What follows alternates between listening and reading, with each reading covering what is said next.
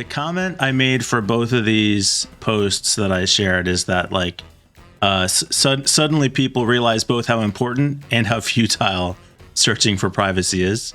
We're going to get Peter's opinion on today's Not So Critical update.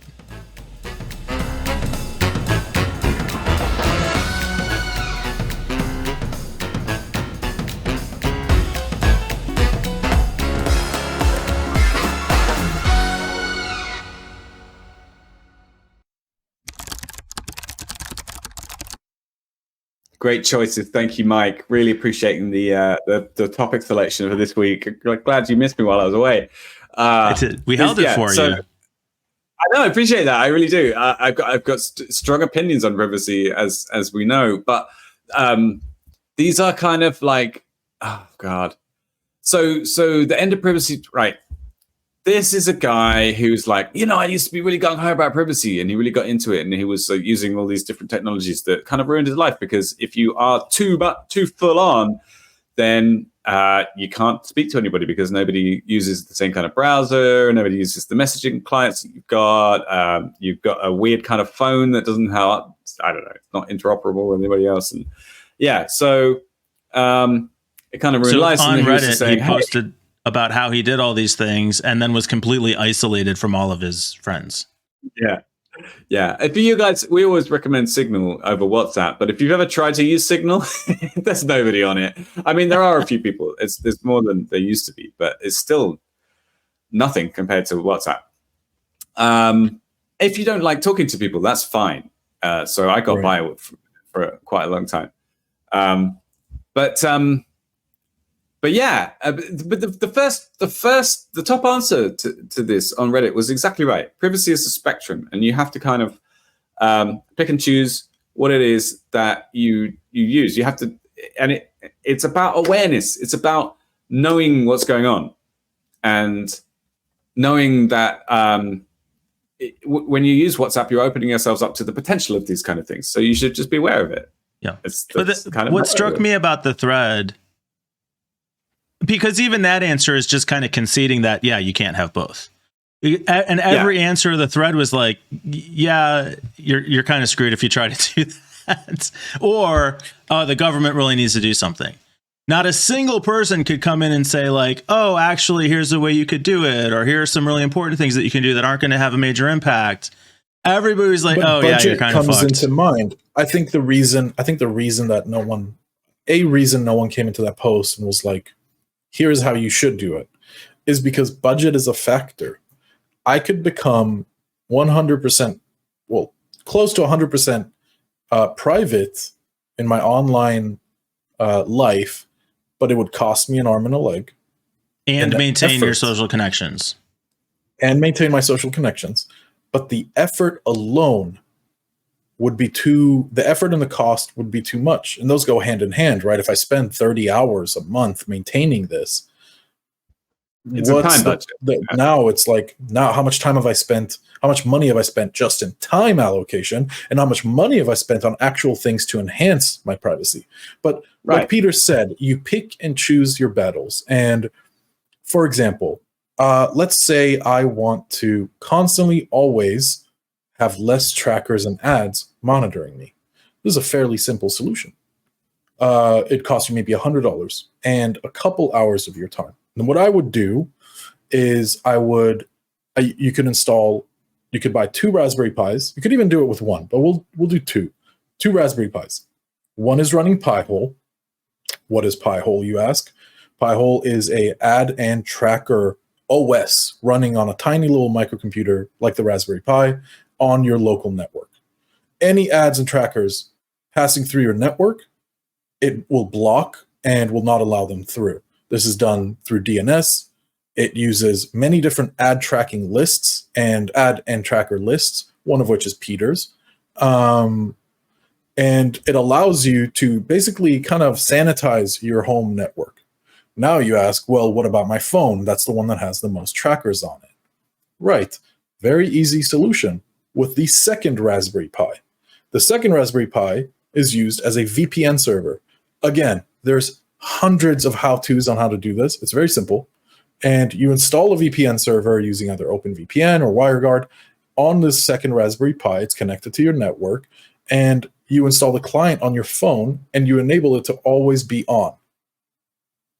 John. So you have your wait. You set the DNS server to the Pi hole. Done. Yeah, you're right about all tracking, that. No more tracking on your phone. Crazy. No more tracking on your network. Why is that crazy? That's crazy. That is crazy. The number of people, you're being a total tech snob. Like, there is no way most people are going to do that. That is insane. The number of people in the US are going to do that. Like, I would put the over under at like 2%.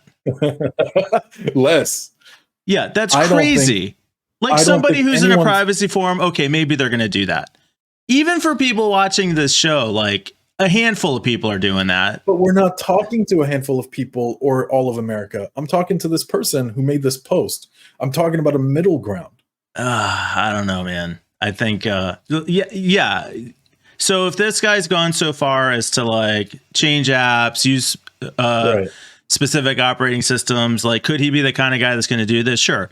But that's not addressing the issue, which is that privacy is either impossible or not worth it.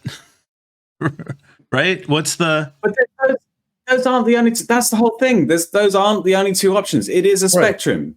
You can have. It's not like I have privacy or I don't, and it's not like it's worth it or it's not. A certain amount of privacy is worth putting the effort into.